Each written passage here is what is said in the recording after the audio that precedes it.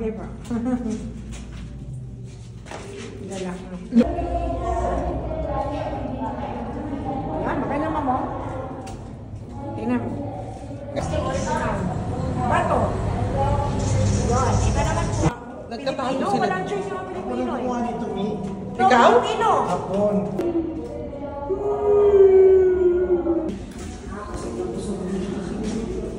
Ito ang Japanese tunnel. They used during World War II. But Filipino, they build here. Ito yung sa Davao. May mga mataas na ceiling, may mababang ceiling.